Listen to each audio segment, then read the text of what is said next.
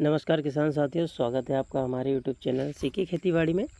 आज हम मूंग की एक नई वैरायटी की बात करेंगे और इसके उत्पादन के बारे में, इसको जो भी इसकी सभी विशेषताओं के बारे में हम इस वीडियो में बात करेंगे। तलवार मूंग एक उन्नत किस्म है जो अपनी उच्च उपज और कम अवधि में परिपक्व होने के लिए जानी जाती है। यह किस्म विशेष रूप से उन किसानों के लिए लाभकारी है जो कम समय में अधिक उत्पादन प्राप्त करना चाहते हैं, जिनके पास समय कम है, बोने में लेट हो चुके हैं, उनके लिए बहुत बढ़िया किस्म है। इसकी मुख्य विशेषताएं जो होती है वो इस प्रकार होती है। परिपक्वता अवधि, मतलब पकने का इसका समय। तलवार मूंग की फसल लगभग 60-65 दिनों में परिपक्व हो जाती है, जो इसे त्वरित फसल चक्र के लिए उपयुक्त बनाती है। इसके लिए आपके पास अगली फसल की तैयारी के लिए समय बच जाता है। इसकी उपज की क्षमता जो है वो अनुकूल परिस्थितियों में यह किस्म प्रति हेक्टेयर 8 से 10 कुंटल तक उत्पादन देती है।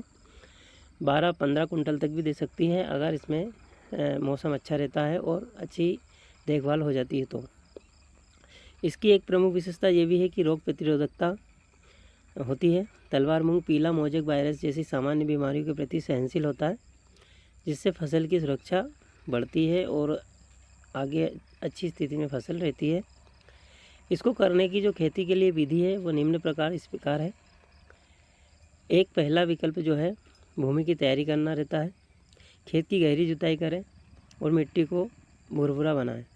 जैविक खाद का उपयोग मिट्टी की उर्वरकता बढ़ाने में सहायक होता है, इसलिए जैविक खाद का प्रयोग अधिक से अधिक करें। दूसरा जो होता है, बुआई का समय। तलवार मूंग की बुआई के लिए उपयुक्त समय मार्च से अप्रैल तक होता है। हालांकि क्षेत्रीय जलवायु के अनुसार समय परिवर्तन हो सकता है। आपके क्षेत्र में बारिश कब आती है और आप कब फ्री होते हैं खेत से, पहले वाली फसल से, उसके बाद आप इसको लगा सकते हैं। बीज की मात्रा जो है प्रति हेक्टेयर 20 से 25 किलोग्राम बीज की आवश्यकता होती है। मतलब कि एकड़ के ऊपर आप 11-12 किलो 15 किलो तक अधिकतर बो सकते हैं एक एकड़ में। बीज उपचार करके बोना रहता है। चौथा पॉइंट जो होता है इसका, बीज को राइजोबियम कल्चर से उपचारित करें और नाइट्रोजन स्थितीकरण में भी मदद मिलती है, जिससे पौधों की वृद्धि में सुधार होता है। तो आप बीज उपचार करके ही इसका बुआई करें।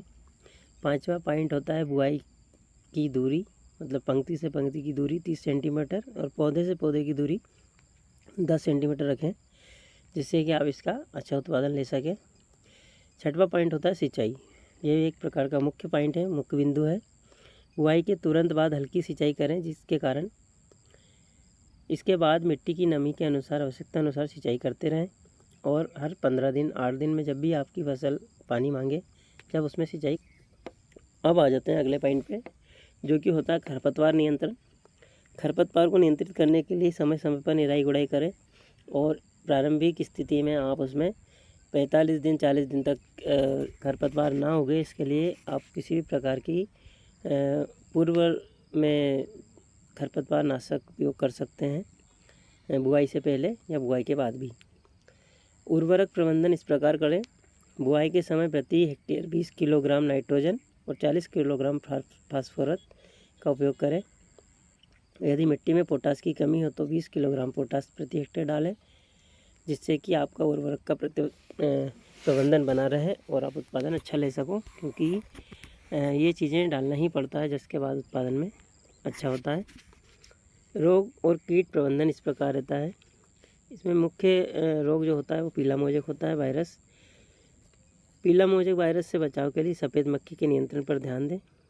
खेत में साफ़ सफाई पर विशेष ध्यान दें। आज खेत के आसपास कभी ज़्यादातर खरपतवार हो या ज़्यादा चारा वगैरह हो, अन्य प्रकार का कोई सा हो तो उसे हटा दें और उसके बाद क्लियर ज़्यादा रखें, साफ़ सफाई अधिक रखें, जिससे कि सफ़ेद मक्खी का पैदा होना नामुमकिन हो जाए या पैदा ना हो।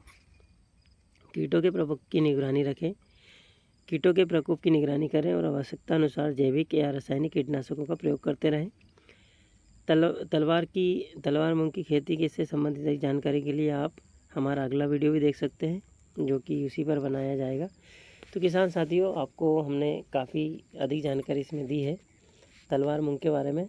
तो आपको कैसी लगी जानकारी कमेंट बॉक्स में बताएं और आप इसको बुआई के लिए इस्तेमाल कर सकते हैं, बहुत ही अच्छा बीज होता है। जानकारी कैसी लगी कमेंट बॉक्स में ज़रूर बताएं और हमारे चैनल को सब्सक्राइब करें। जय श्री राम, जय जवान, जय किसान।